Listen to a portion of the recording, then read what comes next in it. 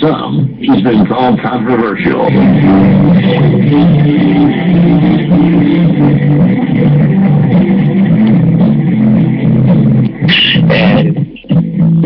How can I convince you when your ears refuse to hear?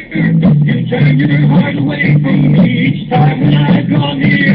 Your eyes refuse to meet with mine, they glance away in fear.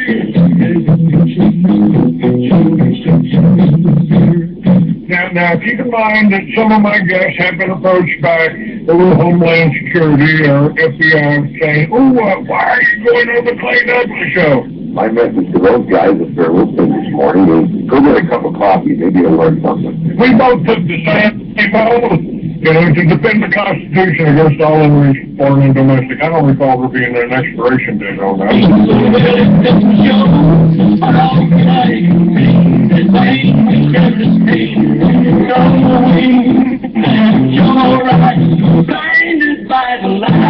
He is the free American, Clay Douglas.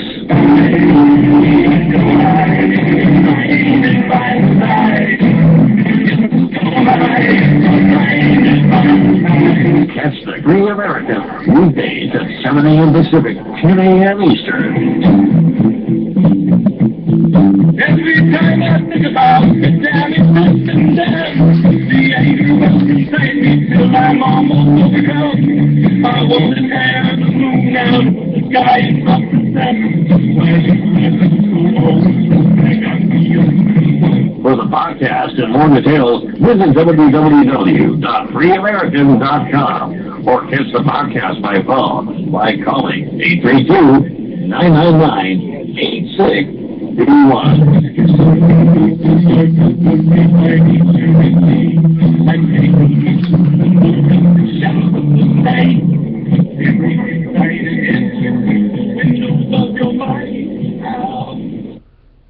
All right. Good morning, ladies and gentlemen. Welcome to another edition of the Free American. I am your host. I am Clay Douglas. My guest today is William Blair. William Blair of introspect.org. And what we're going to, over the last week or so, William's been on my show and talked about collaborators. I think we're going to expand on that today.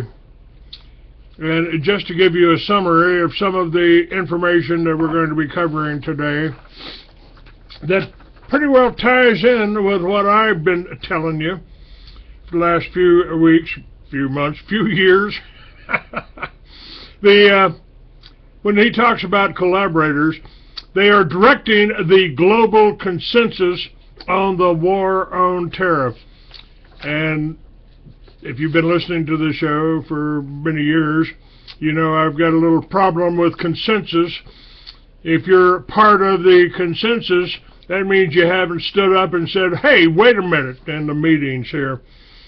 And if your silence they take to be consensus with their global consensus. Now, the British Empire, according to William here, seems to be handling the liberal international community through the Public Radio International, National Public Radio, and OPB affiliates.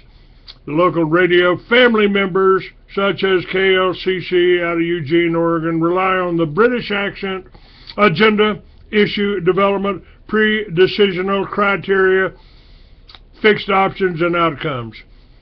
What we're seeing here is a basic Piven plan from 1966 being implemented on the basis of a reinsurgency of the global collaborative governance secular political ideology movement.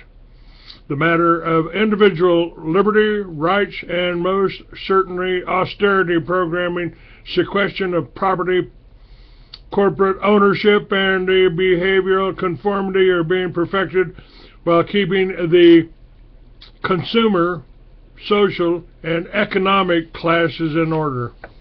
Welcome, William. Good morning, and thanks for having me on. And I'm sure we'll be joined by deep field auditors that are probably going to address the matter of terrorism.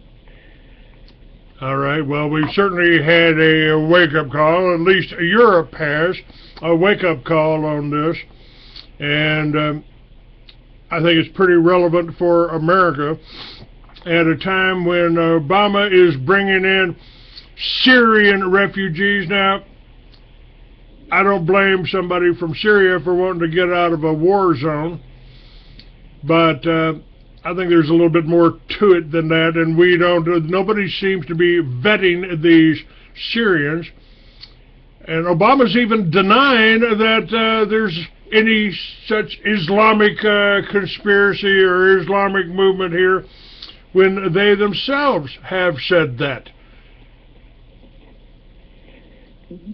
Probably the best way to approach terrorism, terror, and so forth is to pick it up from a little bit of a history on it, and then actually get out of the public dysfunctional mindset of what terrorism is all about. The documentation of terrorism on the planet is quite a bit more than the average consumer, and certainly Walmart shopper would even have an idea of what's involved. First of all, let's understand this. Serial warfare is income. It's not a budget expenditure. It is income. A famous U.S. commander, Butler, called war a racket. Yes, sir. Okay, so now, what is war? Who are you? Who are you? Who's involved in this war on terror? And what is a declaration of war?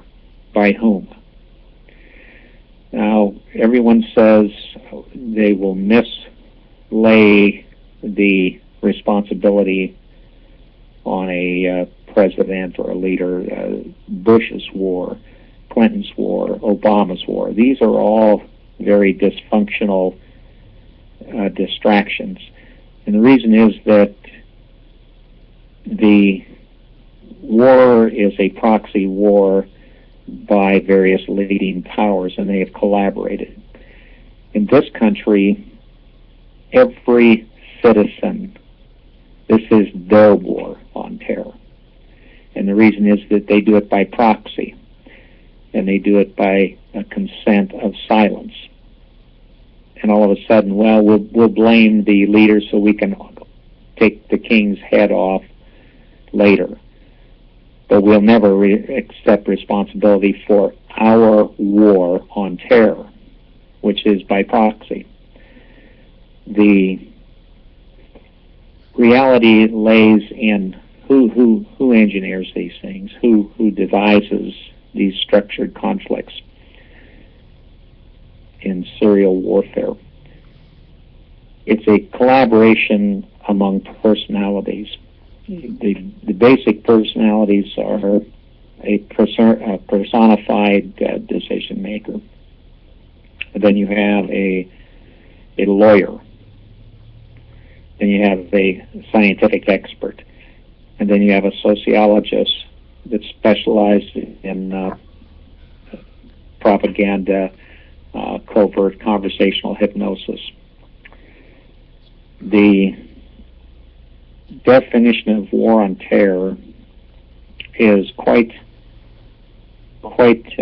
wrongfully put forth. The media always keeps it in a context of strategy, tactics, logistics, and always finds a person. But most importantly, the perception managers and intermediate intelligence officers keep it in a state of mind. Now, why is the war on terror evolved from terrorism? In the identity theft brief, there is a frames of interdiction table. The fifth column deals in 4 pages, very comprehensive and very delineated, on capstone doctrine. And it goes way back into the ideas of one heaven, the papal bulls, a lot of those sorts of things. It goes into interoperability, command and control. It goes into the global risk management models. It goes into the academic institutions. It goes into the real flesh and blood, man and woman re-socialized as soldiers. It goes into totalitarian kind of regimes. It goes into ideas of manifest destiny, right of kings, conquest, and eminent domain kind of rationales.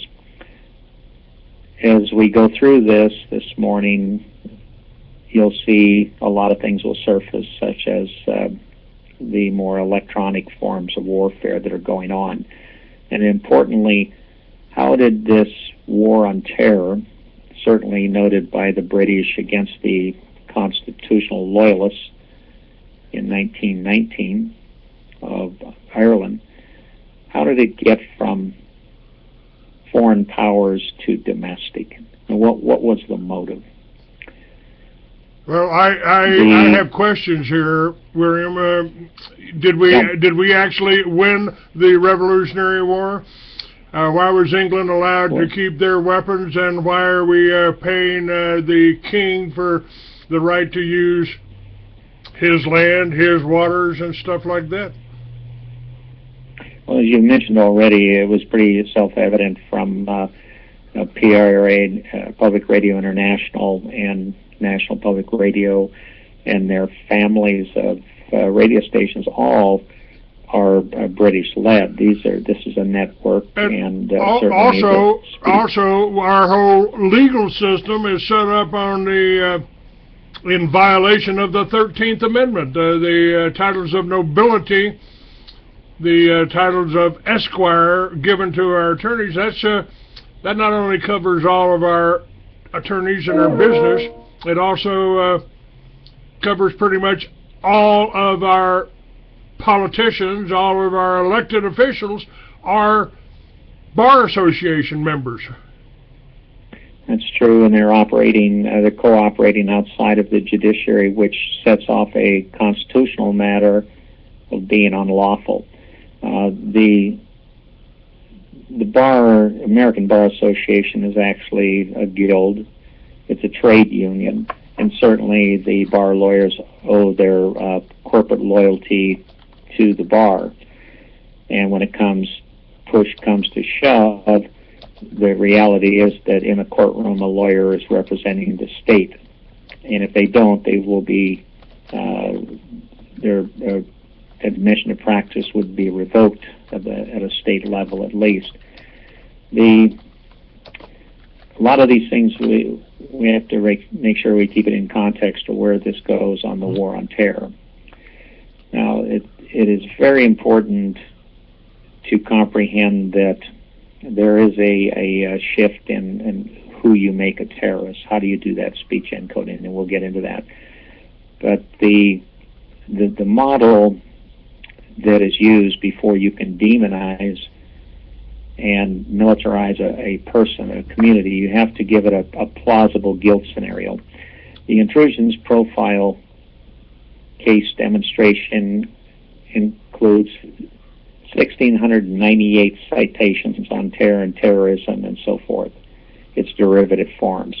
This is up on infospect.org, isn't it? That you it should be, yes. All right, and by the way, we've got a caller here on, I believe that's probably Art, 775-267. That's correct. Hello, Art. Welcome to the show. Yes, it is, Clay. Yeah, good morning. We're just getting warmed up, and I would like to interrupt this without. Hopefully, we don't lose William's train of thought here. But I kind of feel comfortable having a prayer from you to start the show off here. Could you do that for us? The great Baba LL. Oh, Kasuga Kamangao, Clay Douglas, Ida, William, Ida, now, Huti Whitman Mila, Taba, Dewi, Sisu, Atavi, Timet, Kasuga Kamangao, Nilo, Tina. Mangao. Okay, William, go ahead. Thank you, sir. Good morning, Art. Good morning, Art. I'm going to back up just a little onto the state of mind prosecution. And in prosecuting the many kinds and types of state terrorism or war on terror, you have to create plausible guilt scenarios.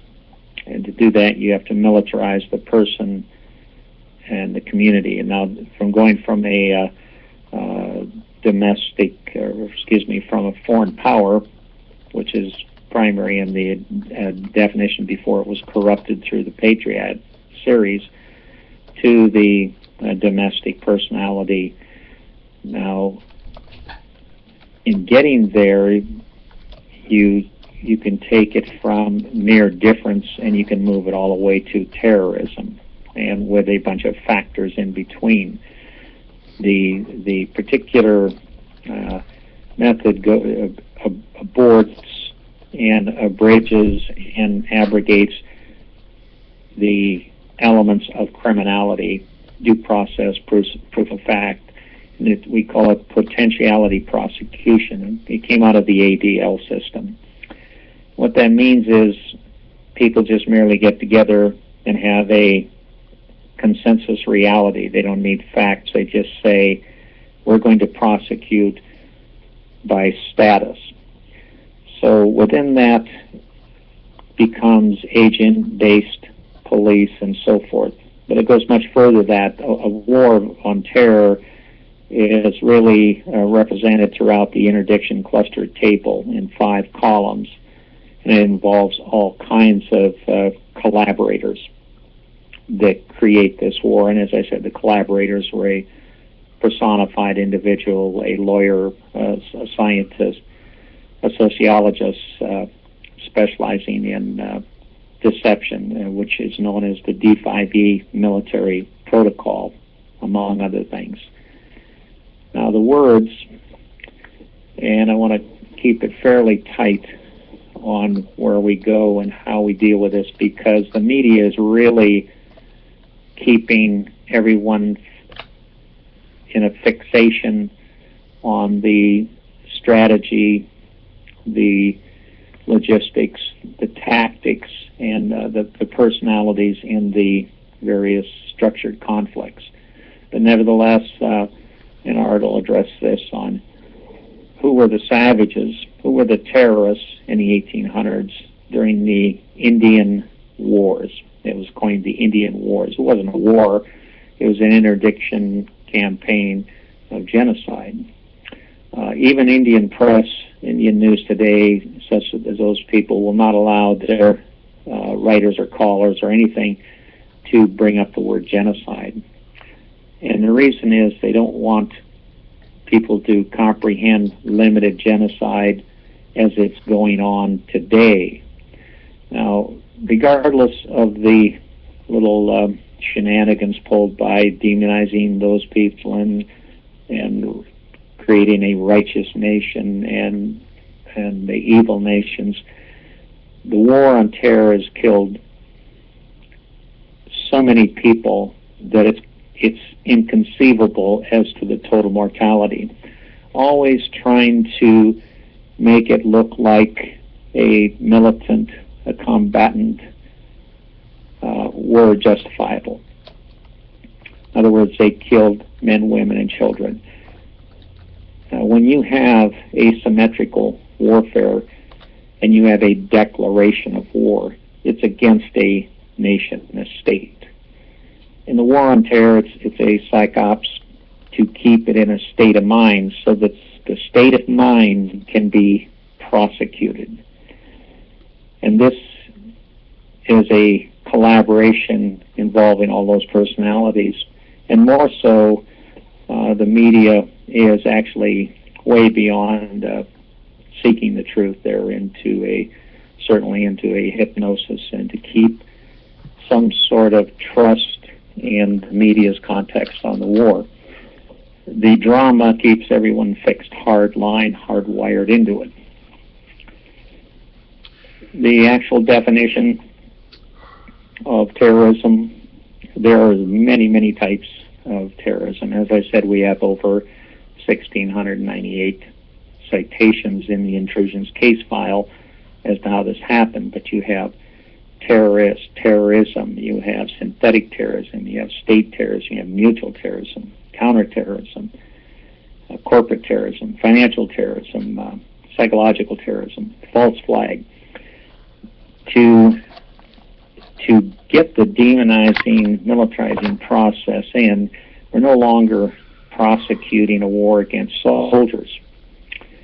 This country, by proxy, our war, has moved to prosecuting dissidents, radicals, extremists, insurgents, discontent, dangerous attitudes, cells, lone wolf, all these different little inventions which are listed in the joint capstone doctrine, which would go from types of offense to type of offenders. Everything we're talking about is very well documented and substantiated.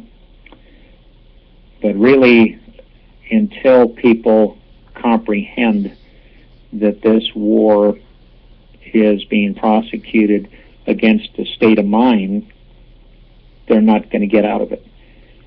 The Hegelian dialectic, obviously, the structured conflicts and controlled operations are hardwired in, and certainly when you look at the PRI and NPR examples, Fox News, there's really no difference in the shenanigans. One is pretending to be left-leaning, the other right-leaning, but both are out of the same cast, and that is to prosecute difference and extreme applications, such as what they would call the extremism lexicon. Now, we deal with this in an auditor standpoint. We look at it and we list out criteria, and we list out pre-incident indicators of predatory conduct. Now, that's borrowed from a terrorist hunter manual, and literally out of a book called The Terrorist Hunter, a famous personality. And what we did is we flipped their approach, and we hunted the false flag, or obviously the terrorists on the other side of that coin. And we found from very crucial and very important satisfactions of the definition of terrorism and terror and so forth. Always coming back. I may be a little politically incorrect here, ahead of everyone else, but I refer to the war on terror as a war against anyone, anywhere in the world that didn't want to go along with one world government of the banksters, by the banksters, and for the banksters.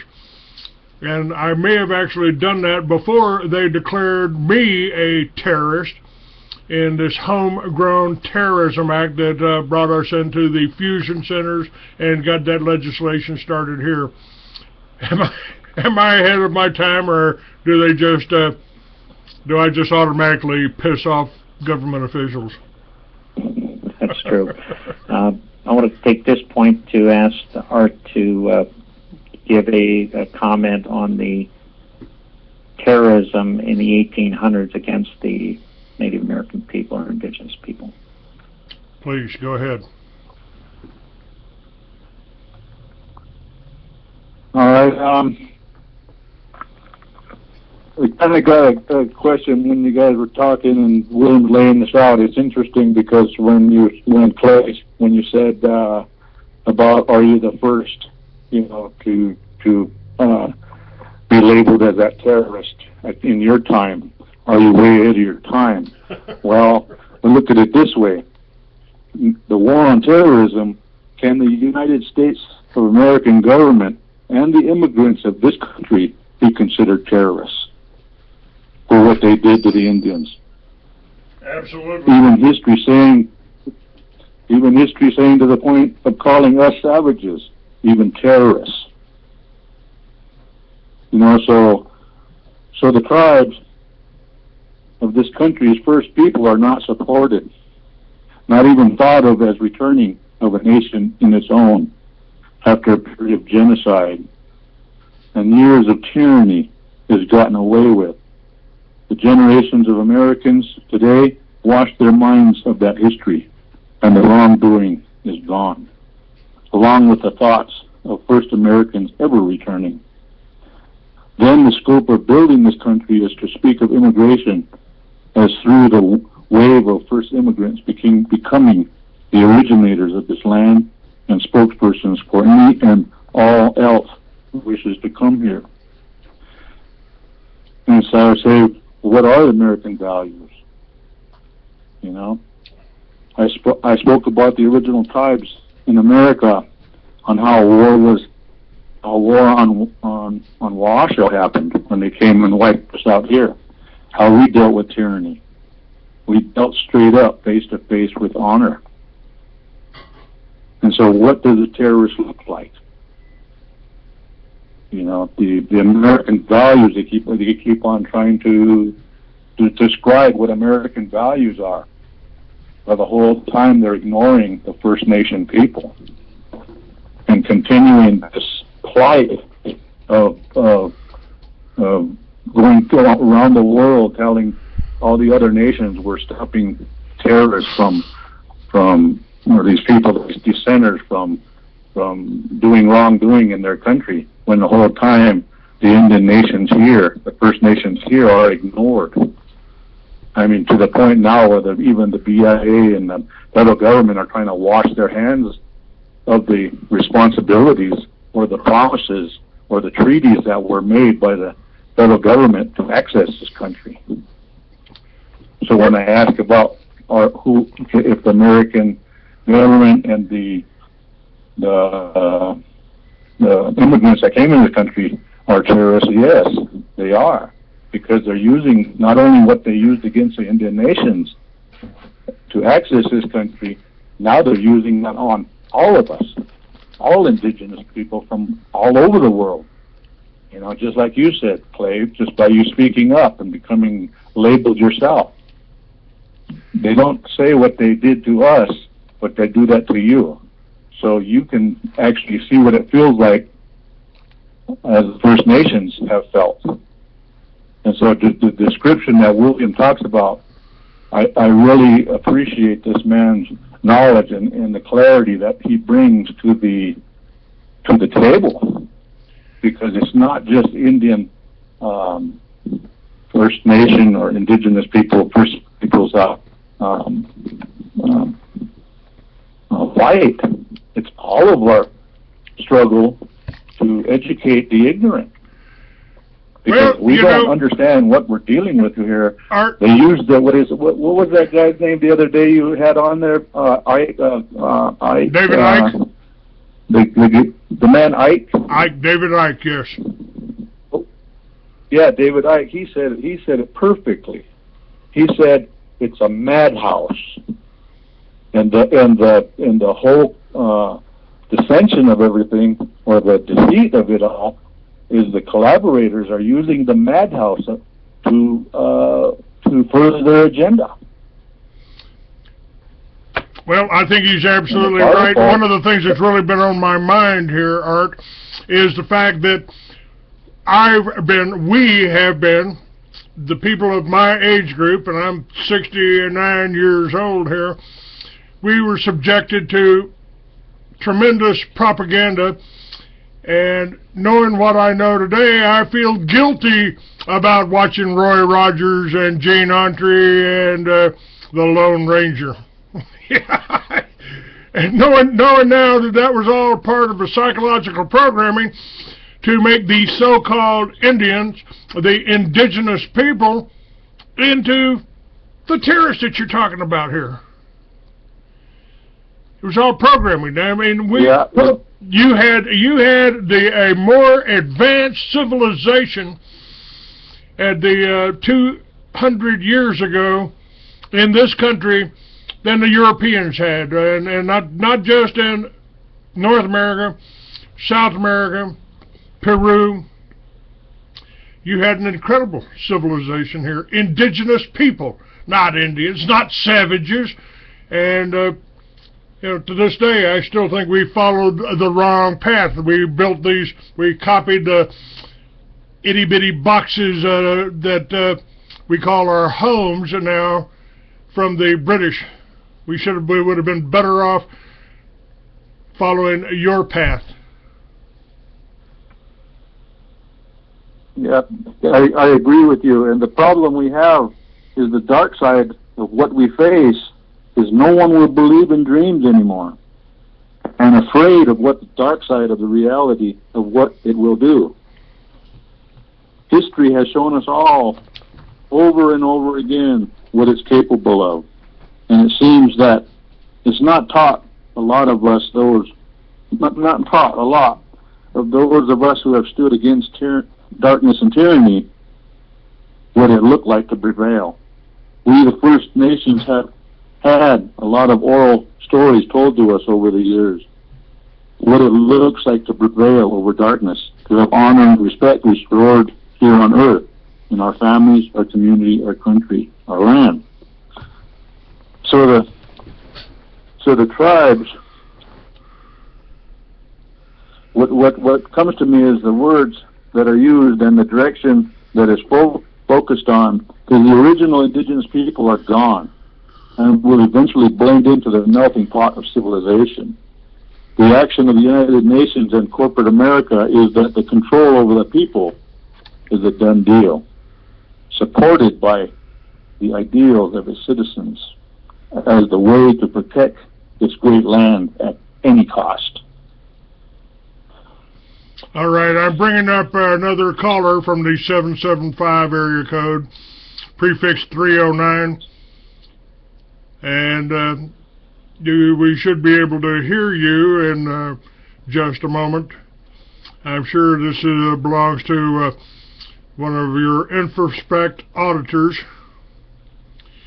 Just taking a moment or two to open up here. Meanwhile, go ahead, Art, and we'll bring 7119 up in just a moment. Hopefully okay. It'll all work. With that being said, we know the answer and why we're having to speak here today. When we speak of the original tribes of America, I always get the same feedback. It always says to me, and what has been said to me lately is the tribes of America will not return unless this organization called the USK Corporation fails or collapses. There's another part that people used to always say to me all the time. I was always told growing up that one day the first people will return and will help this country to be a great nation, and that it will be a struggle for those of us who have been given the task of educating the ignorant and those who have forgotten. And when the First Nations return, morals and principles will surface into our lives, our ways and decisions we make, returning the true meaning of democracy, which was founded in this country and borrowed by the founding fathers of the United States of America for the formation of the Declaration of Independence, and once again living in a life of vision for the land, animal, air, and the water. They always used to tell me when I spoke like this or when I felt this way, that a lot of the leaders or people that have been around, whenever I start talking, they say, don't talk too loud, somebody might hear you. So something might happen to you. I was born with the truth in my heart, and over the years, I was told with the views I have that they're going to come get me, which I always wondered who that was, or there's a bullet with my name on it, or like my father used to say, son, if you're too pure, you can't be here. So be glad they don't know who you are. So that's what I feel is the same thing that's happening today. Is people are just afraid. People are just don't have the courage to stand up and realize, like yourself, Clay, you understand this. People will deny you your position and where you are, so you have to get aggressive. But there is a way that we educate ourselves, and which, like William has said over and over and over again, through the description of the identity theft document, that once we learn how this agenda was brought forth, that we can now defend ourselves with knowledge. But also we got to remember the First Nations tool of unity in our tribes. And it's funny how when I say that, I think about how different each tribe was, and how a lot of times we had the same goals and same values, but yet by being separate in our own different territories, we acted upon ourselves like our own individual governing system, which we've never all brought together to this date. And this identity theft document shows it to us that the tyranny or the terrorism that's going on with us, they're keeping us divided because they don't want us to know that we all really truly do have the same values. And if we raise our consciousness up and are able to realize that the only difference we have is we come from different parts of the territory, different parts of the world. But if we can educate this, we will definitely reach up to a higher level. I'm sorry about that. I'm just trying to bring up another station here. Trying to bring up Crusade Radio. We couldn't hook up at the beginning of the show, but we got them added now, and so we're coming out through Truth Radio, Crusade Radio, and Blog Talk. All right, sorry about that, Art. You know, that's okay. Good, William. Carry that from where that's at.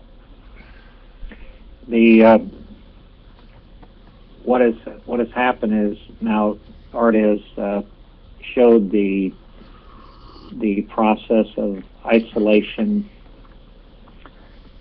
alienation, disenfranchising, and criminalizing a people by status, meaning indigenous people who were legislated in through a very clever system into the legislated identity of Indian. Now, there's a lot of people that did not enroll in the tribes. They refuse enrollment, and they are truly decent people. And the reason is they had to make a conscious decision not to become a citizen with or without a special distinction. When you look at the prossecution of people all over, and the evolution from a so-called foreign power where you actually had terrorism. War is terrorism. It simply is terrorism, and it has a lot of different elements to an interdiction campaign, certainly demonstrated by World War II. The controlled oppositions are always fundamentally the same. You have people creating the problem and then managing the solution for their gain. The introspect intrusions profile goes into extensive identification of how people are given labels and listings and so forth.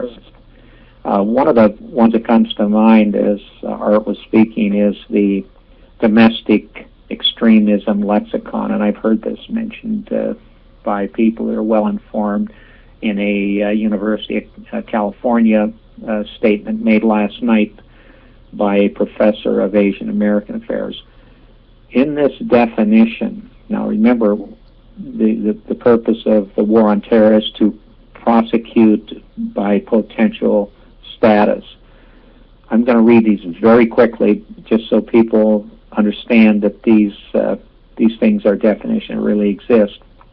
And extremism, above ground, alternative media, anarchist extremism, animal rights extremism, anti-abortion extremism, anti-immigration extremism, anti-technology, Aryan prison gangs, black bloc, black nationalism, black power, black separatism, Christian identity, Cuban independence extremism, decentralized terrorist movement, denial of service attack, direct action, environmental extremism, ethnic-based extremism, extremist group, green anarchism, hacktivism, hack your computer, hate groups, Jewish extremism, leaderless resistance, left-wing extremism, lone terrorists, Mexican separatism, militia movement, neo-Nazi, patriot movement, priesthood, primary target, Puerto Rican independence extremists, racist skinheads, radicalization, right-wing extremists, secondary targeting,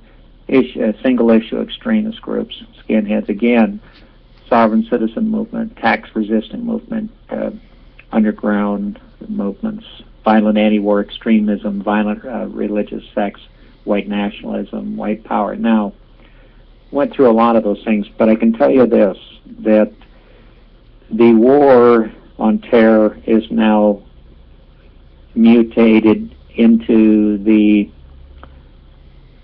college and the university setting, and following the Piven strategy, which you mentioned, the young people that have been exposed to peer pressure programming and a different kind of lack of thinking, in other words, values neutral, are now in the college settings. And in the case of UC Davis, the professor has come on and he has made it very clear that he's not going to watch these people be used to the extent of using techno-warfare, electromagnetic technologies, frequencies, to basically sedate the person. And this is reflected in a lot of HARP technology, ELF technologies, Gwen towers, and the like all over. Now, we know what these are, and we understand the patterns that have been let. To get to the point of prosecuting by status, profiling has become a real high priority, and instead of intelligence gathering, what really happened in the collaborative governance system to further the war on terror was to gather total information awareness, run it through what they call fusion centers, and they turn it into a product. Literally, the intelligence product collected by the CIA, NSA, FBI, and so forth, redacted in their own words, is copyrighted and patented by them. And what happens in the collaborative corporate system, certainly in what you can see in the national industrial letters, is the cooperation of the agency and the military police. What that's known as is it comes under capstone doctrine of interoperability. So they're all together. And this is represented by the the Department of Homeland Security apparatus.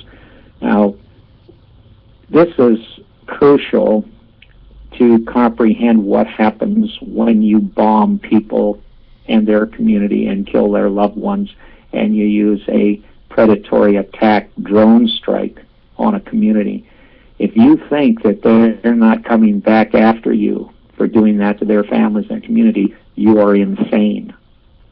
And that's called a reciprocal offensive. And what they're doing is basically getting very revengeful, righteously so. And what happens is, and this happens in every warfare, you end up having to fight somebody because you're at the bottom, you're a private, that you would not fight. It happened in World War I, where the British, German, U.S. coalitions actually laid down their weapons and crossed the battle line and quit fighting. That was a signal that there had to be a more intensive resocialization of soldiers to a point, including in the academic setting, that their minds were definitely more cult-like controlled through thought reform, mind control, values, and brainwashing, to a point of a very observable sociopathic and psychopathic personality. And that happened at UC Davis, where they went after, in the last years, a professor of Asian American affairs who was wise to weaponizing the student body and wise to weaponized immigration.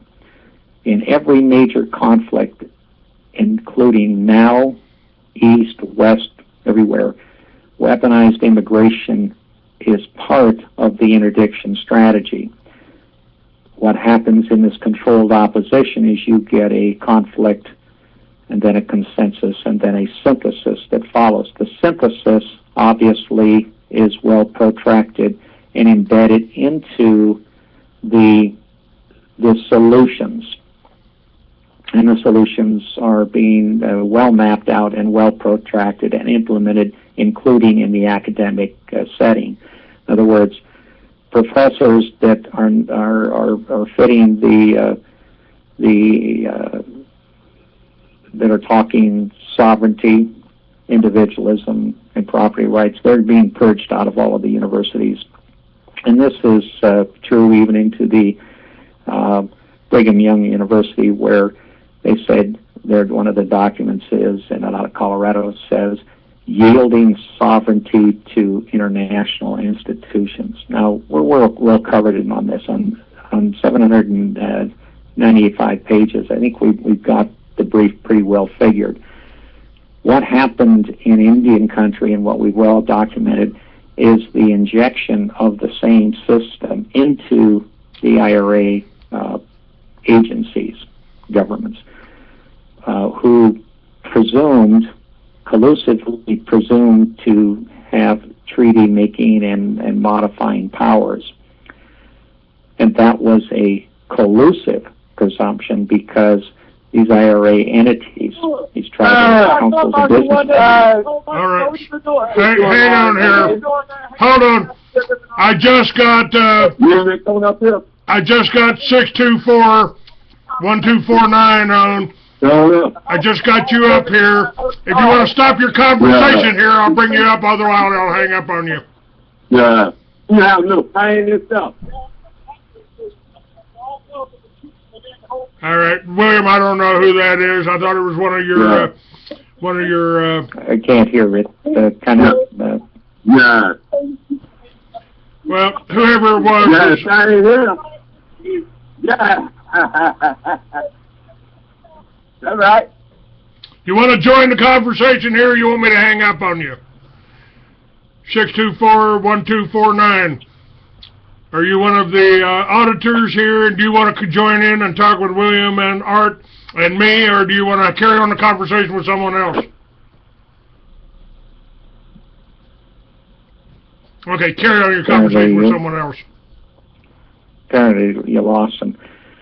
So I hung up it's important to understand that the academic institutions have played a primary role in what has been called the Cloward-Piven strategy.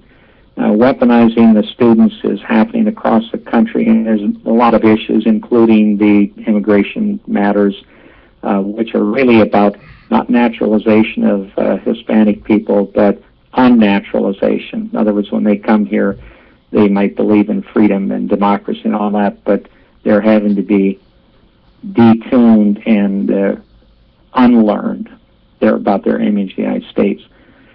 the genderification, the transgender, transhumanism is actually bridging the family, the male and the female roles with each other.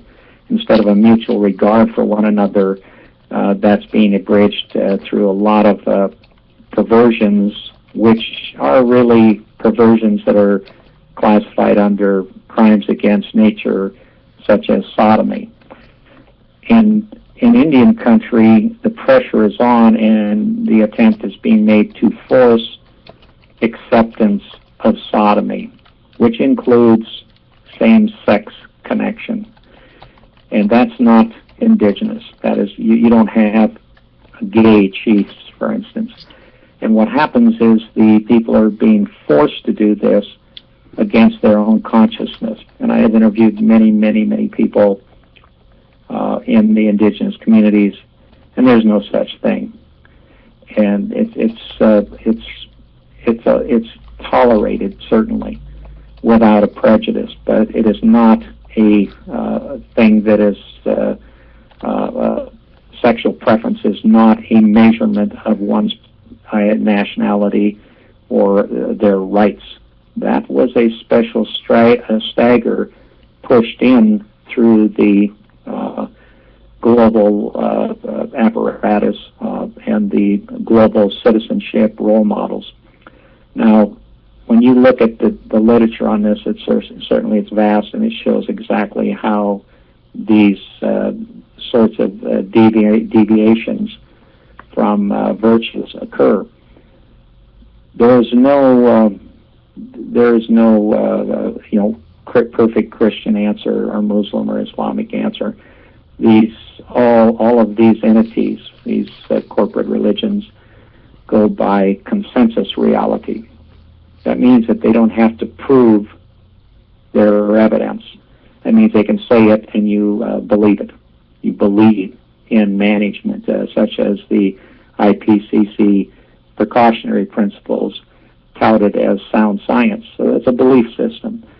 And what you're getting is, in this country at this moment and all over the world, is that the competing jihads, which I've mentioned before, are cusping.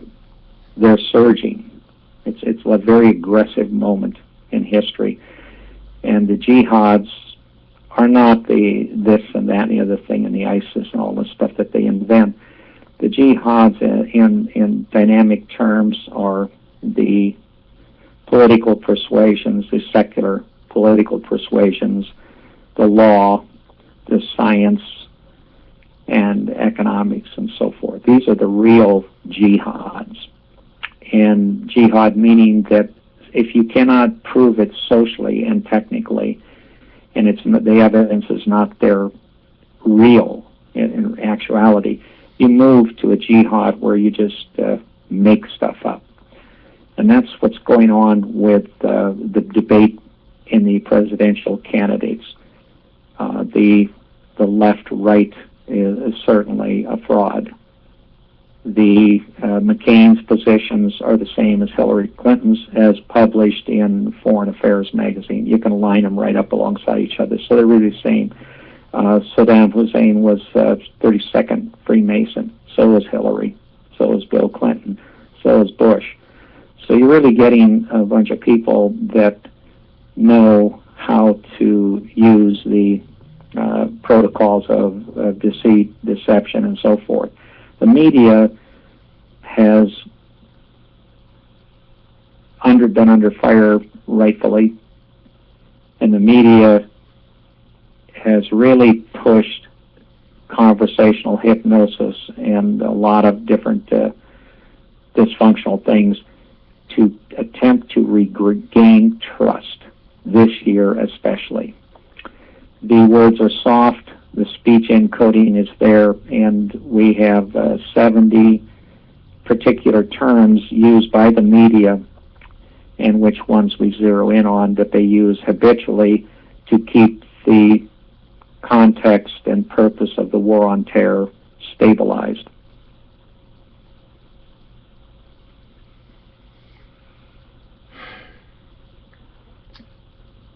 There's Let me say something there, will you? go ahead. Go ahead.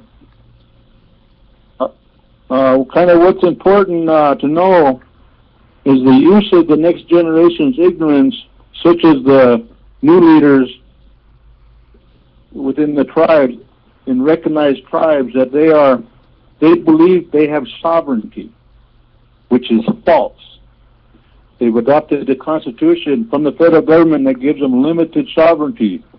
The only true sovereignty comes with those traditionalists who have perpetual succession, inherited by the natural law. To those who don't forget, in the first instance, the responsibility to land, animal, air, and water values, practices, and beliefs.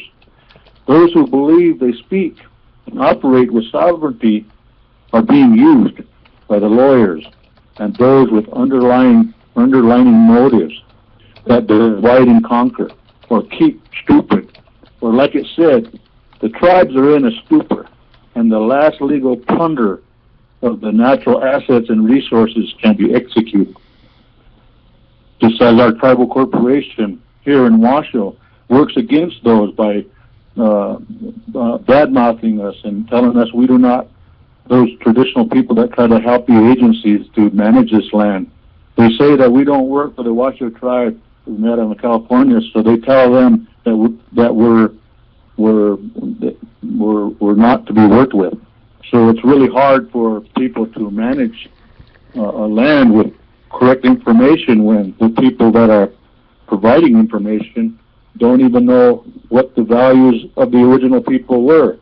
They're believing in false rights and false beliefs, because if you don't listen to your own people, if you don't listen to the people that listen to the natural world, or the natural laws, how can you make decisions for those management practices?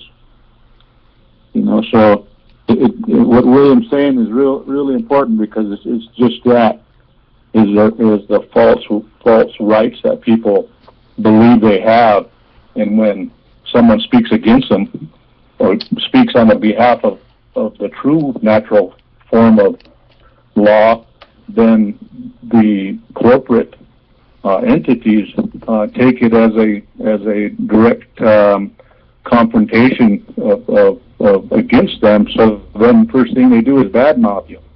But a long time ago, when the First Nations had a problem, they didn't divide. They came together. They might have been different in their ways and different in their thoughts, but that's what a council meant. You sit down and talk about it. But instead, these deceitful ways and these lies and this manipulation, I mean, it's gone to the extremes.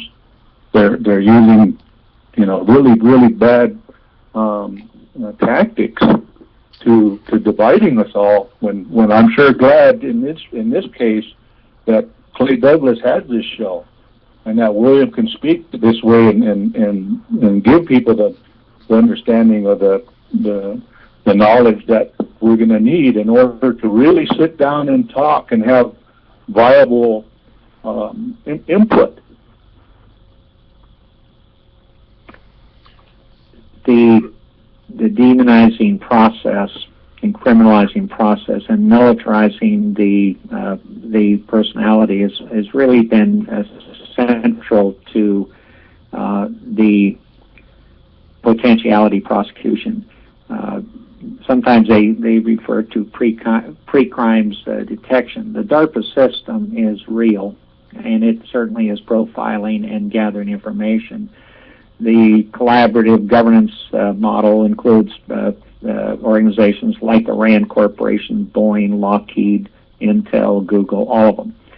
Now, what happened is to make sure that the jihad, the war on terror, keeps going forward, they've recruited faith-based organizations. Now, not just recruited, but also provided for contracting relationships to the Department of Homeland Security. Basically, these become snitch programs. And some of the names, and I'm going to read some of the names just briefly. And this is about reality and qualification and substantiation. The names, among these names are FAST. It's FAST. It's called the Future Attribute Screening Technology. Now, they pretend that these are all non-intrusive. They're not espionage, because when you steal something and it goes across a sovereign border and you steal a product or a right, that's called espionage.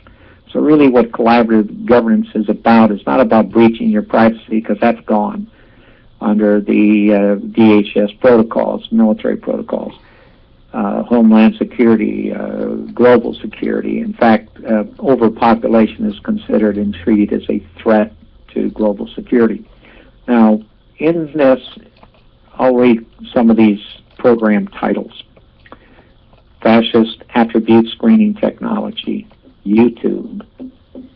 Human Factors and Behavior Science Projects, Actionable Indicators and Countermeasures Project, Biometric Detector Project, Community Perceptions of Technology Panel Project, Community Resilience Project, Enhancing Public Response and Community Resilience Project, Future Attribute Screening Technology, Project Hostile Intent Detection, Automated Prototype Project, Hostile Intent Detection, Validation of Observable Indicators, Suspicious Behavior Project, Human Systems Engineering Project, Human Systems Research Project, Insider Threat Detection Project, Mobile Biometric System Project, Multi-Model Biometrics Project, Passive Methods for Precision Behavior Screening Project, Predictive Screening Project, Quantitative Psychological Impacts Index Project, Rapid DNA Project,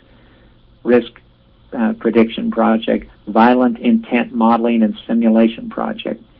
Now, lately the phrase has come up, dangerous attitude, and it'll be incorporated into the war on terror. And this goes to the pre-crime thing, where you go in a courtroom and an expert appears, and instead of elements of criminality and proof of evidence in fact, you are subjected to an expert opinion. And certainly in time to come, there will be a screen in the courtroom and you will not be able to see through it. It will be a mirror. And you will not see your accuser and you will not see the witnesses.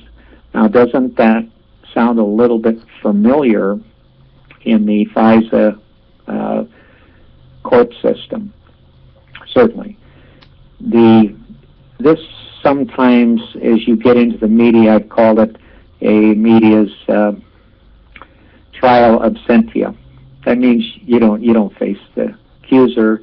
The media merely indict you, and they use a cast of words and phrases to indict you.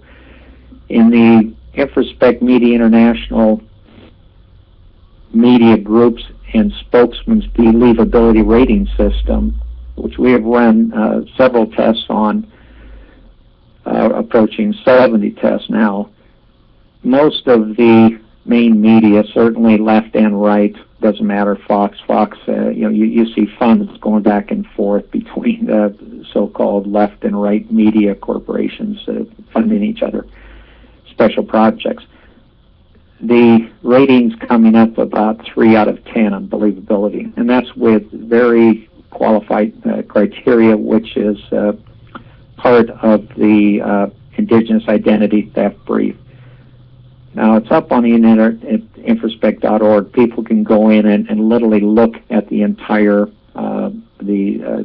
test to test the media's believability, any group, anyone, or they can download the entire comprehensive method, which goes into details on how people lie, how do they create reciprocal offensives to destroy someone's public reputation.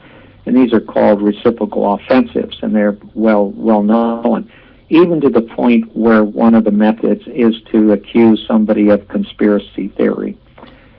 Now, we've been in enough hostile situations to understand what an operative is, and what an operative conditioner is, and what a operative journalist may attempt to do. And as artists said, by educating people with what really is detecting a dysfunctional system or method, it destroys the false trust and believability of that fiat system.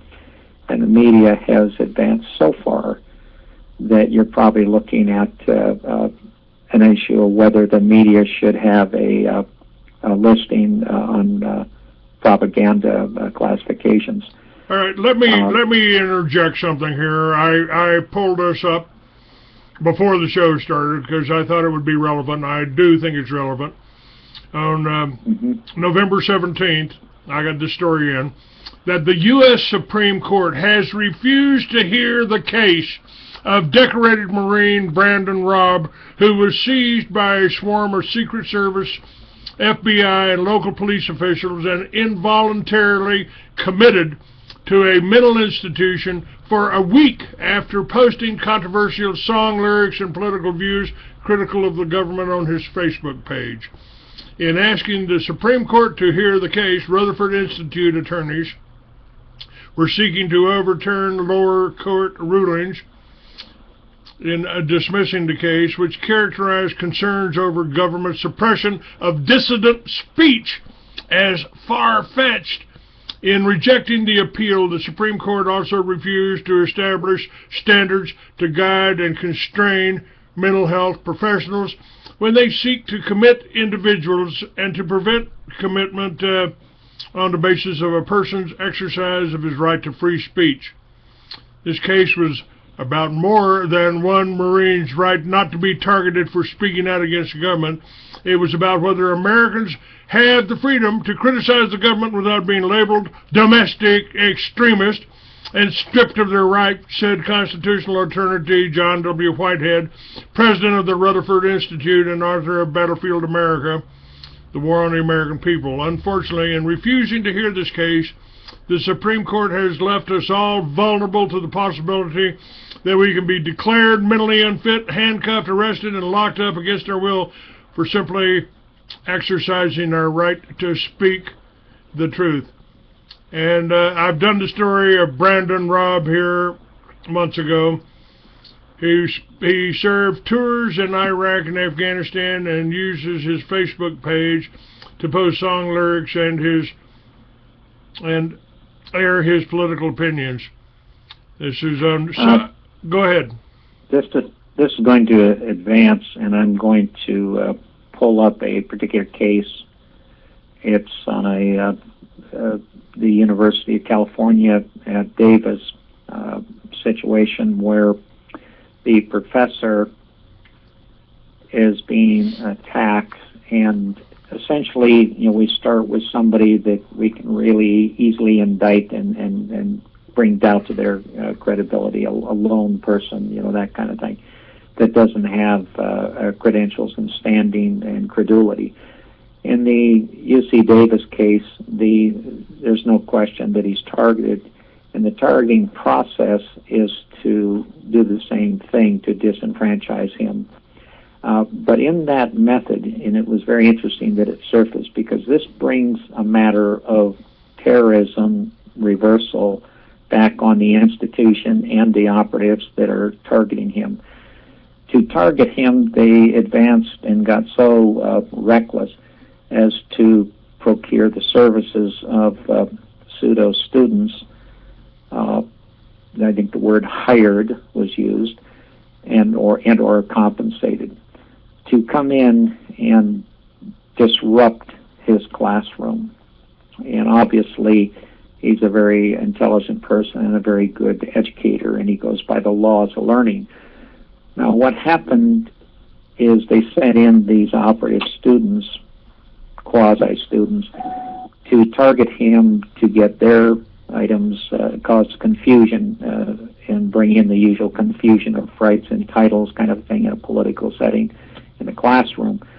Now, they goofed up, because now they set off an issue of some pretty serious charges, including possibly terrorism, harassment, and so forth. The way that they goofed was that they went against the academic institution standards, which includes the law of learning and so forth, at least did in history. Now it's more manipulation. and they've had to violate the students' code of conduct ethics. Both were reasons to suspend those students, at least in a first-line offense. But it skips by because people are focused on fighting about the fight. They don't take the time to analyze what's really happening, like the intelligence agencies attempt to do. Sometimes they call it real-time and on-the-ground intelligence. Well, in this situation, the professor has actionable causes there that he can go forward with, and the reason is the institution and these operatives have interfered with the safe learning atmosphere and the safe teaching atmosphere. So there's two sides to that atmospheric protection. So I'm looking forward to where he will actually protract and document the individual and precise criminal actions and misconduct that these operative students are doing, quasi-students, as well as any collusion that's going on between the institution and those students.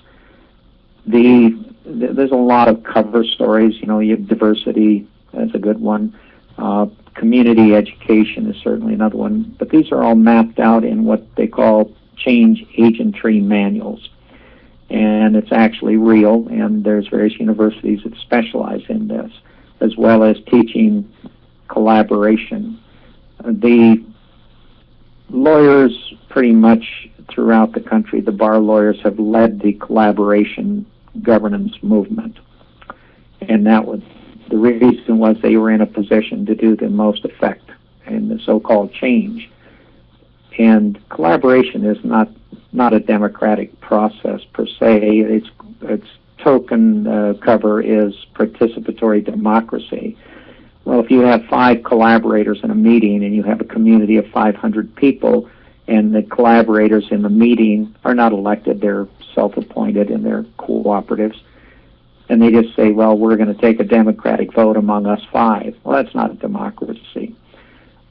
The collaborative governance method is behind every last problem we have in this country. Doesn't matter whether you're talking about health care. Simpson was a perfect example of what was going to happen to the health care thing in America. It was a secret collaboration between the CDC and various personalities from the healthcare industry. And it happened. And the participants were not even allowed to take notes. So collaboration is at the center of everything. The reason that everybody is called extremists or radicals is to synthesize the values-neutral middle ground which collaboration pretends to be. And it's not.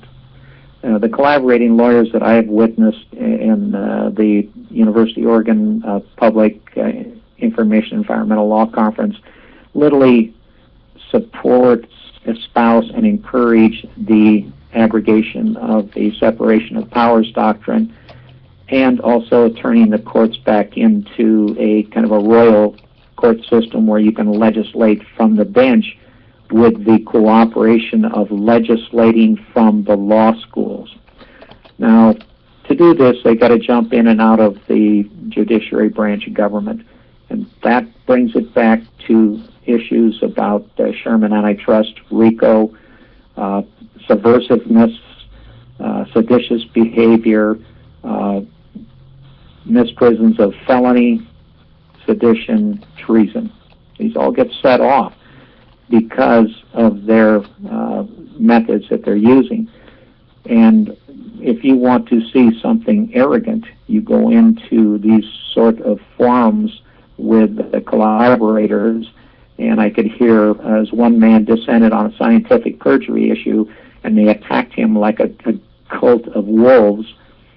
And one guy looked at it, made the mistake, and he was reckless because he was arrogant, and he's sitting right next to me, and he said, he's just objecting because we have the power. Now, what is going on in that individual's brain? Who taught him, and what is he representing in that statement? Now, they can say, well, one bad apple, which is a nice covert response, but it isn't going to carry anymore because in the intrusions case file, as well as identity theft, there are 47 aspects of the collaborators that they use. And one of the primary ones is we're going to circumvent the public initiative and referendum process. Now, there's something to be speculated on overarching all of this. And that is when we opened the case file on intrusions and collaboration, the initial report to my client was this: I'm getting an 86% coefficient on the cooperation of the words in these doctrines and Mein Kampf, the Nazi model. Isn't that interesting? That was in 2001. So when we look at it, we have to be very careful to run criteria, and that's what we had to do. The intrusions profiling audit question book is about 60 pages, and it's very precise. It's very clear. Did this happen? Did it not happen? And now we're at a point where the academic institutions certainly are hotbeds, and certainly I think that if certainly left-wing and right-wing globalist collaboration is the game plan, and it's represented through innovative international law and the assembly of what they call globally integrated enterprises, in other words, corporations. The capstone doctrine calls for interoperability, which is the marriage, the commingling of the civilian military apparatus, and as what was found in the UC Davis was there's an initiative before California to normalize the military presence on campus. So you can see where this is going. Okay. Let me inject one other story that I brought up here. This from the mainstream, but I think it poses a lot of danger for Americans, everyday Americans in every small town in America and every neighborhood in America. And this is where the title on this is Going to Jail for Growing Food. Now, I've told people anytime a communist regime or totalitarian regime takes over a country, they go after three classes of people almost in order. They go after the farmers first because they don't want you being able to feed yourself. They go after the intelligentsia next. That's people like you and I that have studied and understand what's going on. And a third, they go after the military and police that might still be loyal to the old regime, or in our case, the Constitution. We took an oath, I took an oath to defend the Constitution against all enemies, foreign and domestic, 50 years ago. It took me 50 years to actually get recognized for my military service. But this from Michigan. Let me play this. Their front yard was torn up after replacing a sewer line. So instead of replacing the dirt with grass, one Oak Park woman put in a vegetable garden, and now the city is seeing green. So that's fresh basil. That is a cabbage. And the list goes on. Carrots, tomatoes, cucumbers, and more, all filling 5 large planter boxes that fill the Bass family's front yard. We thought we're minding our own business, doing something kind of not ostentatious, certainly not like obnoxious or, you know, nothing that's like a blight on the neighborhood. So we didn't really think people would care very much. But some cared very much and called the city, and the city sent out code enforcement. They warned us at first that we had to move the vegetables from the front, that no vegetables were allowed in the front yard. Then we didn't move the vegetables because we didn't think we were doing anything wrong. Even according to the city code, we didn't think we were doing anything wrong. So they ticketed us and charged me with a misdemeanor.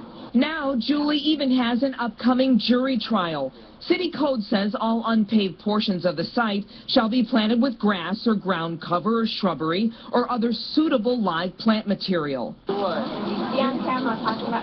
Tomatoes, peppers, and cucumbers are what the Basses see as suitable. If you look in Webster's dictionary, suitable means common.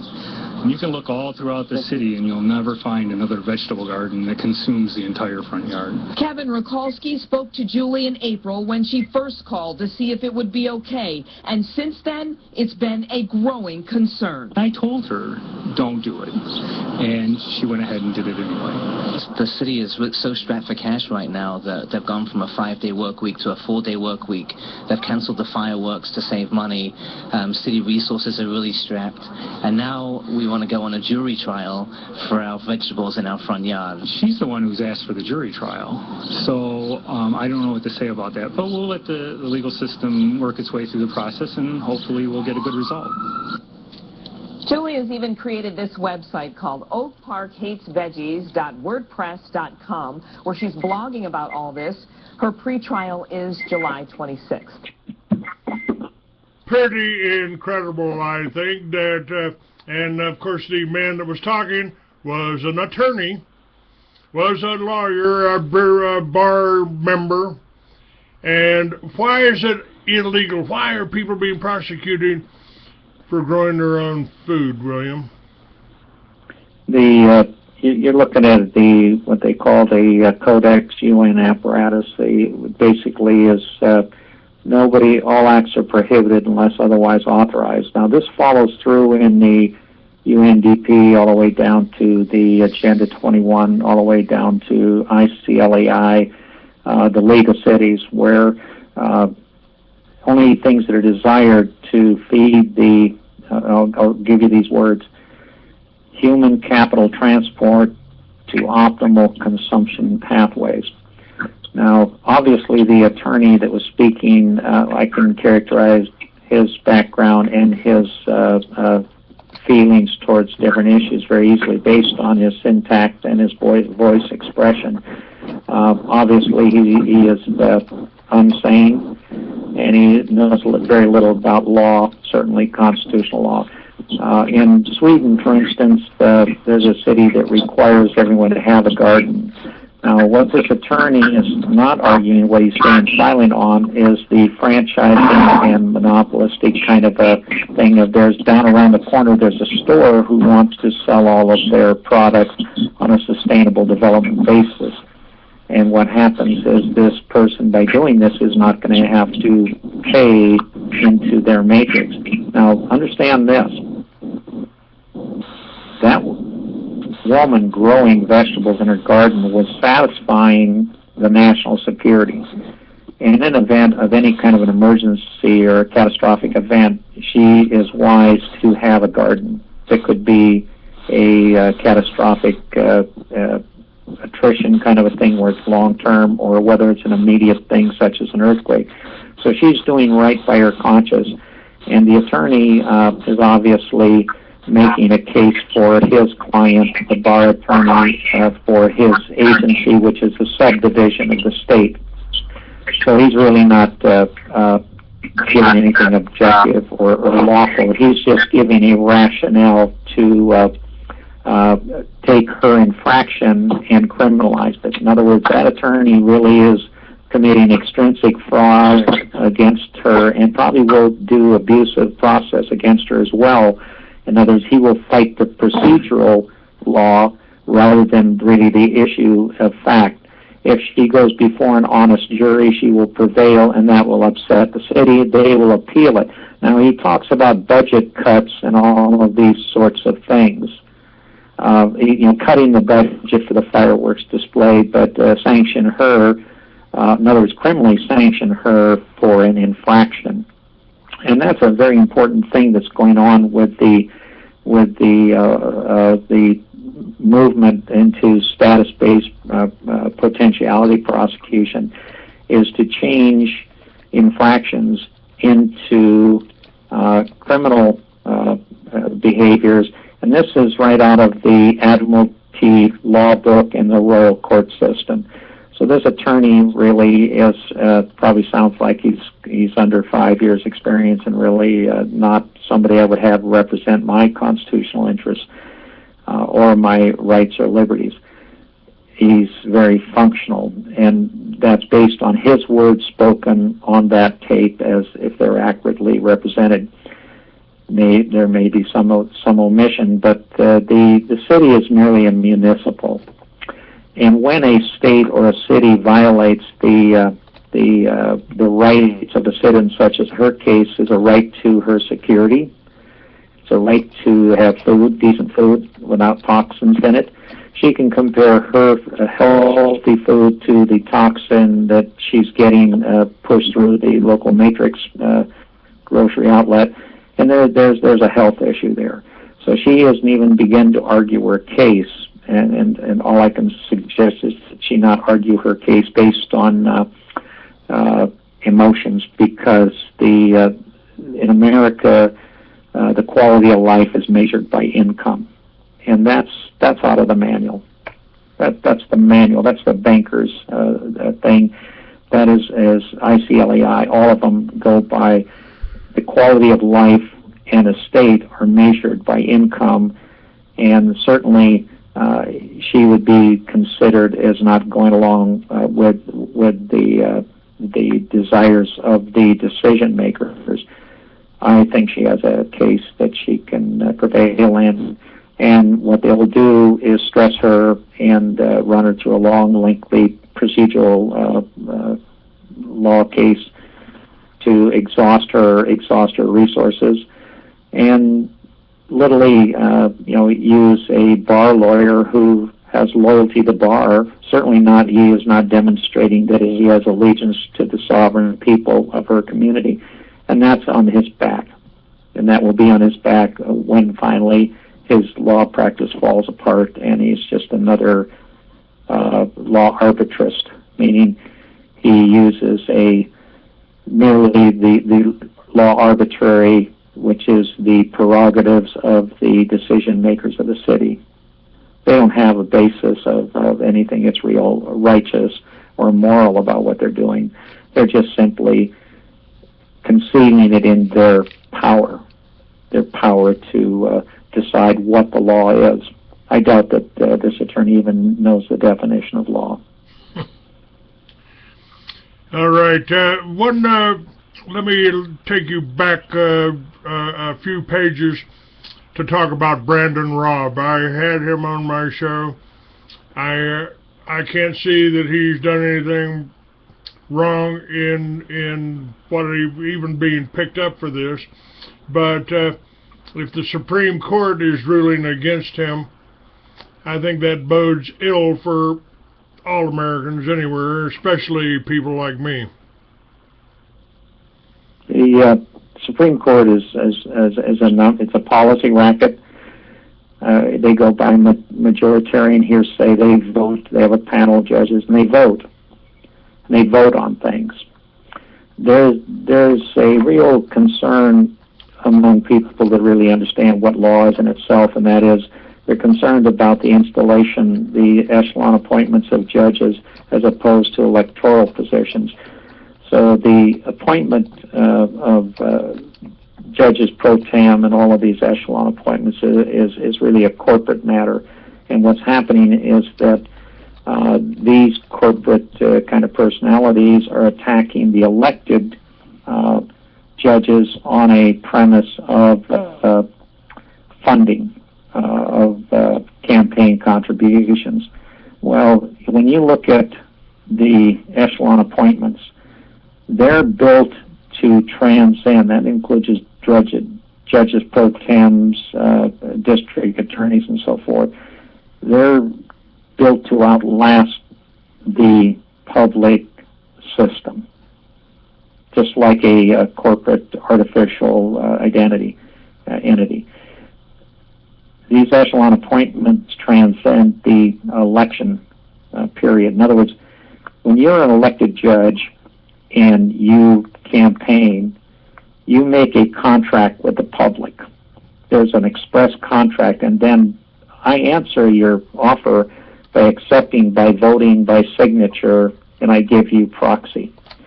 So I've now formed a contract with that elected official. And that means that that elected official can be removed in various processes if they fail to abide by that agreement, that contract. Now, in an echelon appointment, there is no contract. You're not, the public is just a word. They're not involved. They're not a party to the contract. And the surrogate powers that are within the government body itself are the ones that deal with that contract. And much more confidentiality in the contract applies. Compensation, grievances, objections, and so forth.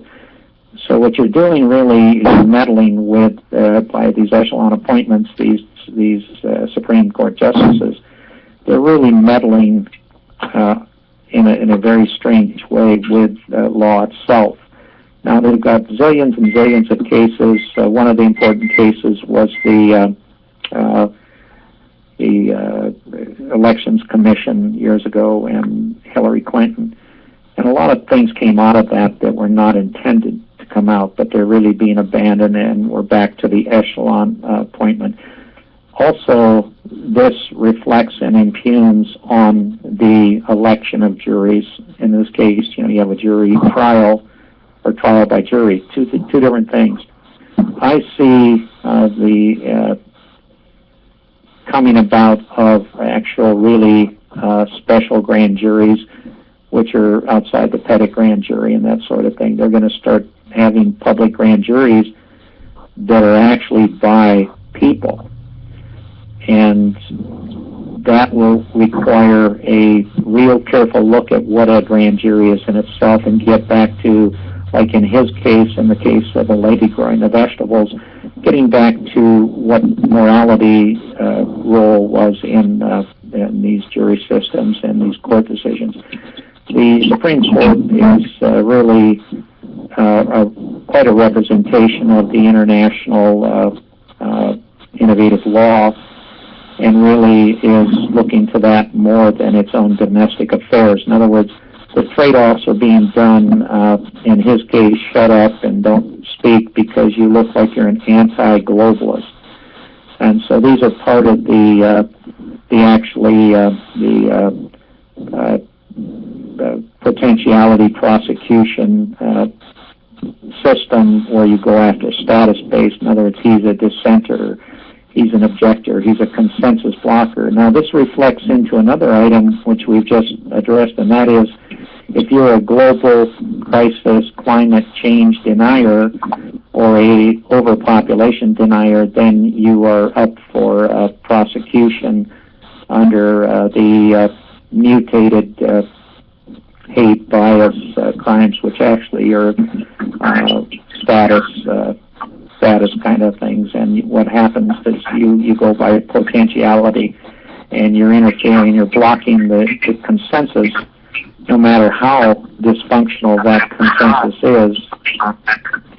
They want it to go forward. So the Supreme Court is not reliable for anything except being a religious, political, economically vested collection of bar lawyers who have a loyalty to the bar, Esquire, and obviously the District of Columbia is formed under a treaty to represent the U.S. District Court in Columbia especially, was formed to represent the interest of Great Britain within 10 square miles, basically. Now, there's a lot of things that have changed in the mutation of English law to American law system. Now it's moving back to the English royal court system, and that's what you're seeing appear in the Supreme Court, is a royal court system. And the more they get to law arbitrary, which would mean things like protected group status, affirmative action, and they're going to apply these things wrongfully into the immigration political party movement. You're going to see more and more court cases where the immigration party claims equal standing because it'll be a corporate citizen. So I would not rely on the Supreme Court to do anything except to apply the global initiatives.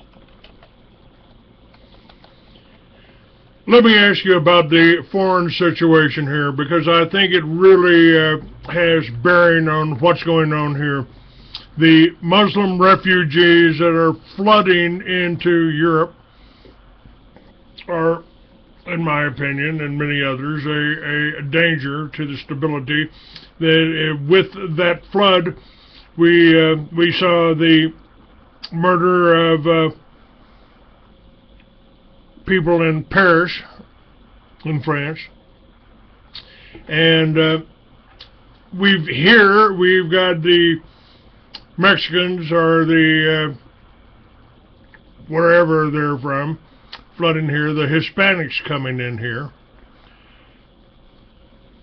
It's just, I think, it's just a matter of time before we have more and growing incidents like what we witnessed in Paris. It hasn't quite happened yet. Actually, in my opinion, it happened 20 years ago when the murder of 17 little children and their families in Waco. I started the militias in this country to try to ward off something like that happening again. And, of course, I was demonized for that. My only response to that is, what part of the Constitution, what part of the Second Amendment don't you understand? I did nothing wrong, and I did it in the governor's office, but that didn't stop the ADL from trying to demonize me. Now, under Obama, we've got Muslims coming in this country, as well as the Hispanics. And what do we have to look forward to here? What's going on with that? Well, what you have is multinational citizenship pressure. This is part of the global matrix. Essentially, what's being developed, and we address it in the intrusions profile under screening point differentials. In other words, all these Exodus people are leaving, they're forced to leave. It was, in other words, it's a forced removal, and behind them they're leaving property, real property and personal property, and they're moving in to have nothing except a landed immigrant status in another nationality. And what will happen to them is they will have to submit to TIA, total information systems, that are, we call screening point differentials. And they will profile each person, and some will be put into incarceration, some will be put into resocialization, but they literally become surrogate change agents. In other words, to qualify in this new country, and they're running from the bad, going to the good, running from the wicked nation to the righteous nation. So what happens to them is they get a achievement standard they have to meet, and that's what's going to happen to them. And this is big business. Conflict is big business. And you have, in war, serial warfare, you have the initiation of it, the building of the structured forces. Then you have the impact, which is the actual warfare. And then the profit continues in the racket after the war, in the aftermath. And what you're seeing here is it was a very quick structured conflict in terms of history. And now they're going to run them through screening point differentials, and they will become agent-based movements, such as the Immigration Party in the United States for the Hispanic immigrants. When will it turn violent? What is their schedule here? What do they hope to accomplish? It's already violent. What the gradualism process certainly is being programmed more on a intellectual level, and so what you're seeing is, and their own doctrine says that, intellectual violence. We have a dangerous attitude. These are already violent things. The terrorism matrix, has already said it. We want to criminally prosecute a person that's a climate denier. That's violence against the Constitution, because these people that are collaborating through one agent or one group, in other words, you do away with the separate branches of government and you put it all into one, such as a royal court, and that, according to Blackstone hundreds of years ago, even into 1937, FDR comments about violence against the Constitution. So this has been going on in a continuous feed of violence. People keep thinking they're running around kind of a Pollyanna mindset. They're still going to the mall. They're still doing these simple, kind-minded things. But the reality is that the violence is gradual, so that you never get everybody mad all at the same time. In other words, you can manipulate. It's called segmentation, compartmentalization, and that's capstone manual stuff. That's sort of interoperability and counterinsurgency. Now, insurgency is what the predatory nations have been doing all over the planet to indigenous people. That's an insurgency. It's weaponized interdiction, campaign strategies. And removing people from their land to save them really was a very shrewd maneuver in redistribution. It's a sequestration of ownership of real property and personal property, which includes oil and water. So when you've got lesser warfare techniques like in failed state reservations, Indian reservations, where sequestration is applied, you buy them out. First you apply austerity, you weaken the economy to the point of depredation, desperation, and then you buy out all of a sudden you have magic money that appears and you buy out the Indians that are subjected to foreclosures and tax deed sales and so forth. Then you resell it to non-Indians. So essentially the reservation represents a failed Indian reservation state. And the states and the federal government both are aware of this, and that's why they're applying the domestic dependent nation ideology, and they're moving all of the welfare apparatuses and energy assistance and all of this into the state administration. All right, Art, I have brought you.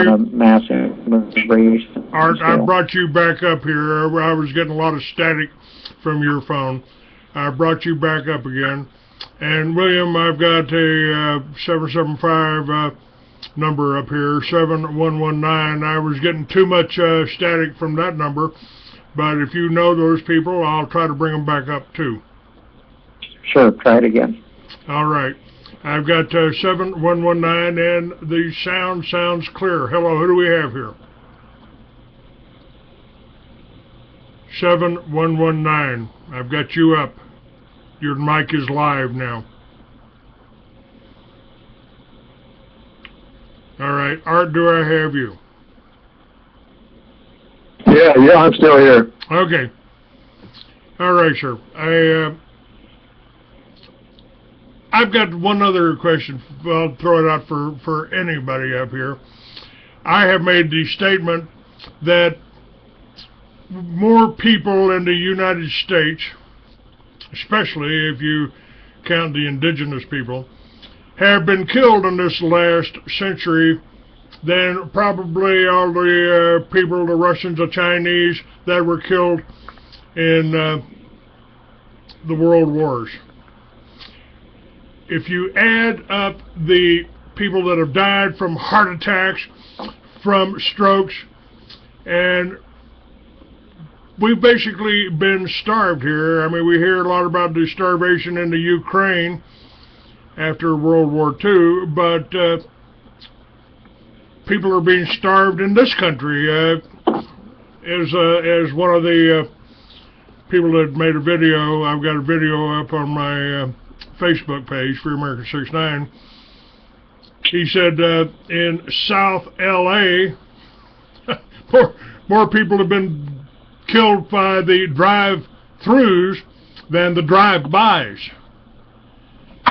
It's this food situation, illustrated again by the city trying to stop somebody from growing a tomato in their front yard instead of their backyard. They don't want us being able to feed ourselves. What is the situation on this? Is it as I see it? Is this a war on everyone? They don't want you being able to feed yourself. They want us to eat genetically modified food, which will ensure that we don't live long and we keep the doctors well healed? The same people that are behind the war on terror are the same people behind the eugenics depopulation movement, not only in personalities but in organizations, and we've got that well linked and documented. There's a thing that goes on in these kind of food terrorism, austerity programming, basically turning people's communities into food deserts, so they're dependent outside of the community, codependent. Now, that means that they're going to have to go to an outside authority for resolve. Collective punishment is terrorism, in fact. But when you go in and you just make it impossible for, say, Indian people to have buffalo, they can go get beef and hot dogs and stuff just loaded with acute toxins. But they can't even get buffalo. But so some of the tribes are trying to mask this over, such as in the Lakota situation, and distribute buffalo to each household. You know, obviously, one buffalo to each household, kind of a scenario, is humorously flawed. If you're just talking about meat, that's another thing. So really, what's going on there, and that is the authorities claiming the right to allocate buffalo. Now, Lakota tradition is very clear. You can't own the buffalo.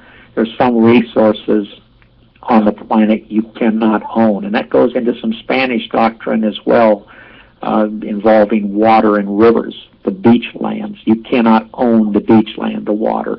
But that isn't what's going on in the UNDP, the water funds, the water compacts, and everything on the globe. Ownership. There's primacy of property and primacy of environment. The indigenous people were more tuned and in accord with primacy environment, while the landed people, the corporate structures came in and they were more primacy of property. And that's visible in the structure of the treaty language in what they call usufruct rights, which meant you don't have any property. Now, keeping people from having personal property, such as food, is denying them a liberty. And in the food desert situation, that's about people, taxation and pricing. And taxation is inflation. Now, I'll tell you something about this. In behind this is the derivative speculation and consumables kinds of models. And in that is cap and trade and ecosystem services, all of these different fashions of models. The mitigation is mistreated as restoration and recovery.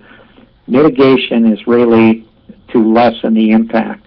And mitigation is coined in the University of Oregon law conferences by a panelist director of a law school, that is when you feel good about the damages.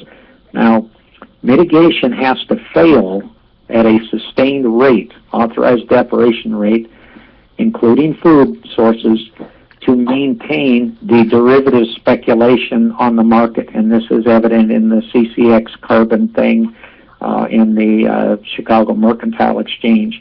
So when you have a food crisis and everything gets messed up and it goes down into a food desert, somebody's making money. And the way they make their money is they predict the futures on it. And that's real. And there's a CMX whistleblower that did a very good job on showing how this worked. And that applies to Indian country and communities such as blocking a lady from having her own vegetable garden.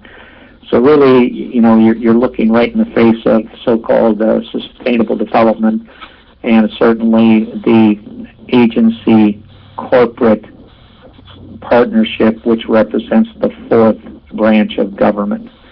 And the agency corporate partnership is operated through collaborative governance, and that is formal consensus of the group and enforcement of its decisions. So in fast food industries, on reservations or anywhere, it doesn't happen by market-driven standards. It happens by a protracted very legalistic action in a franchising system. You can see this in McDonald's and all of them. And in some communities, they've simply said, stay out of here because all you do is you're a toxic delivery system, and we're not going to have it. Now, that toxic delivery system is social, legal, and physical. And so if you want to wreck your community, the first thing you do is bring in Walmart or McDonald's or somebody like that, and you will wreck that community's food delivery system. And there will be no security because those entities rely on remote supply lines. And when you have a remote supply line, it's like electric energy. Somebody can pull the plug a long ways away, and you will have no say on that. So, William, can I go ahead and say something? Go ahead, Art. Yeah, just when you're talking about the food sources, the traditional people, especially like in my country here, in Washoe country, there's a lot of opportunity for us to grow food and live back off the land. You know, there's a lot of resource still available. But what has happened is the tribal corporation has taken the position that they speak on behalf of the traditional people, and so we don't have the avenue to be able to use the natural resources or our physical labor to create food sources. And I asked the tribal corporation if that's going to be so, and there's the 100% ability to take care of ourselves was there when we did it for ourselves. Now the corporation can only provide for 75% of the population of Washoe now. What do they do about that? And the leadership told me, well, we're really sorry about that. That we're trying to do more, but we can only serve as many as what's provided to us by the government, or provided by that resource that's made available from the agencies that provide for us. So just when you're talking about resources, I mean, they've squeezed us so much that 25% of the population has to just make do however they can, while the tribal corporation uses 100% of our privileges for their own needs. The Art is obviously focused right on that, and I'm going to follow up into their doctrine. The doctrine that produces that result is certainly inclusionary. All acts are prohibited unless otherwise authorized. And there was some key mention of the government this, and we do this, and the government does that, and all that. That's part of the concept, inclusionary, and it's inclusionary rezoning, depending on how far you want to go with development, community development quotas, such as represented in the ICLI matrix. Now, we've identified this leadership, total quality leadership model as the flat blue tarp. Basically what happens is this structures the brain of the decision makers through a process of orientation, indoctrination, and retreats. You crowd a number of people onto a flat blue tarp, and then you use the externality. The handler sets the rules. They can't step off the flat blue tarp, and they characterize it as if you fall off the blue tarp, you're going to fall thousands of feet to your death. So there's the fear entry point. So what happens is the people on the tarp their objective is to turn the tarp over. So what they do is they stand on each other's shoulders with the smallest, least weighted persons with the least amount of strength. They're on top. And down into the pyramid is the stronger individuals, usually the bigger guys and bigger girls. Notice how they improperly call them girls and boys, which is now being prohibited. And what happens here is you actually see the debates and the methods of dealing with one another while they're crowded in and stacked and packed on the tarp. Now, this reflects on the mentality of the stack and pack metroplexing, we call it, and that is the human capital transport to optimal consumption pathways. All of the cities on the ICLEI matrix, the legal cities, are stacking and packing. They're getting rid of lesser communities, the so-called urban sprawl, you know, the dangerous urban middle class. So they're getting rid of that, and they're moving people into the metroplex, stack and pack. The economic spin-off is that you get a higher yield of taxation per square foot and a higher retail pricing per square foot for the energy output. So that's going on there. Now, this includes food, and certainly subsistence ceremonial was attacked in various court cases over the years. In U.S. v. Washington, the Bolt decision, the Indian treaty fishermen, their individual treaty right was administratively mutated to tribal right. And then subsistence and ceremonial was converted to sport angling, which is a high-cost effort. In other words, if you sport angle, you're going to spend a lot of money for opportunity realization. So what they've done in Indian country is obliterated subsistence ceremonial and make them into a alien modeled fishing and hunting ordinance thing. And that includes the collection of pine nuts and natural waste, as well as others. So you're really seeing a alienation and expatriation from the sacred estate held in the land. And there is a quality of life, and there is a quality of estate. And these things will become part, hopefully, of a Senate hearing on what's been going on today's savagery, today's genocide, today's austerity. You know, William, also what I wanted to say was that you look at the elections or the people running for office today, not one instance are they talking about the Indian nations or the Indian voters or anything about the original people of this land, because we don't have a input within this design of this United States corporation, whether it be property, food, or resource. We are alienated from all of that.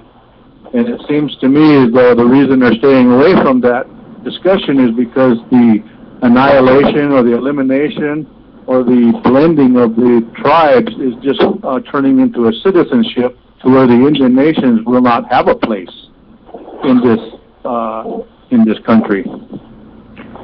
Kurt, could you mention the filing of the identity theft with the Washoe Tribal Council and the response there, and then also the filing with the Nevada legislators this week? We've got 2 minutes left here. Make it quick, Art. Okay. The identity theft document we filed with the tribal corporation 3 times, and the 3rd time we filed it with them, served it with them, the tribal council had consulted the attorneys, and because the tribal council was saying, well, how legitimate is this identity theft document with the sacred estates listed within it, held in the land? And the lawyers told the council, you don't read it and you're not liable. It's already been a done deal. You've already gotten contracts. We can't go back. And just this last week, I filed the identity theft document with the Nevada legislature, and I've mailed out 62 received copies of the identity theft document to the Senate members and the legislative members. So we have notified everybody of our position. Good morning, gentlemen. Hello, dear. Sorry to take so long to get you there. But we're almost out of time here. Okay. I would just like to make a comment. Good morning, guys. This is Renee Smokey from Nevada calling. Yes, Renee. And I'd like to reiterate and congratulate Art for saying and speaking the words that we started saying 8 years ago. Of course, we've always been talking like this as traditional people, as smart young adults listening and wondering and watching and stuff. But some of the things Clay could do, just an example of, you know, serving documents, going places here and there. One of the main reasons of trying to teach everybody, whether it's ignorance, but trying to teach even our tribal people when we go in, is one, a tribal judge should never talk Latin in a tribal court. Two, your lead financial officer, who is a licensed accountant, licensure, you know, she should never come into the tribal council meeting and turn around in front of people, the Washoe people, who happen and say, well, the tribe is sovereign, you people aren't. And when we called her on that and stuff, ooh, your licensure, but now we're after your license. And one thing she did was close her books and start crying. And the council, four of the council members, this is on record, told her, you don't have to answer that, just calm down, not answer. They wouldn't address me or look at me, and I said, I'm still waiting for an answer for, you know, over 150 voting members behind me. The third example about, like I say, speaking the truth, William, Art, I, some of the other auditors, still speaking the same words.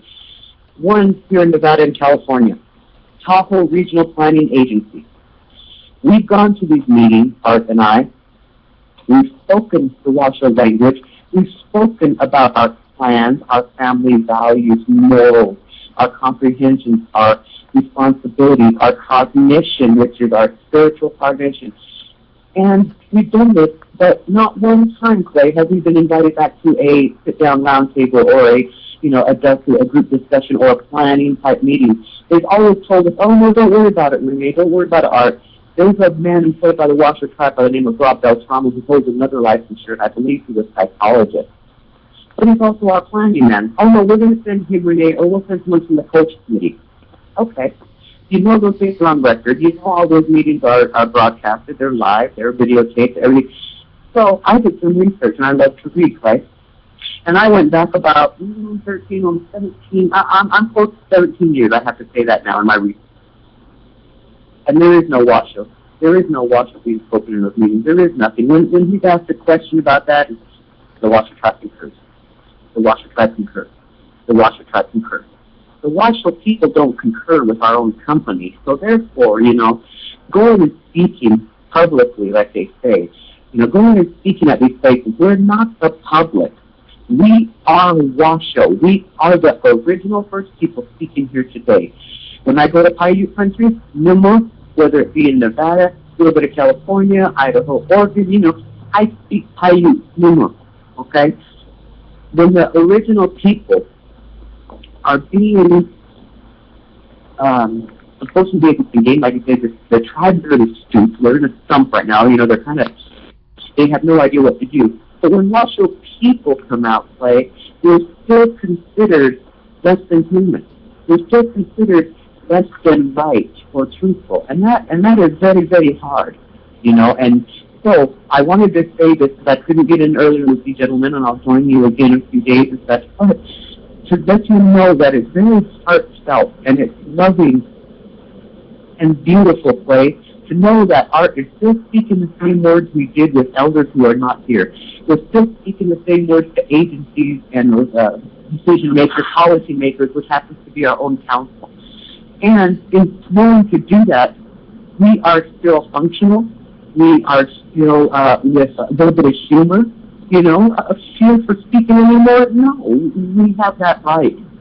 So I wanted to say that this morning, and I wanted to congratulate you also, Clay, because, you know, you listen, you're learning, you're taking it in, and you allow it to be taught. William is, you know, a great man doing these things. So please let everyone know, and I'd like everyone listening to know that these men are speaking the truth. They've been speaking the truth.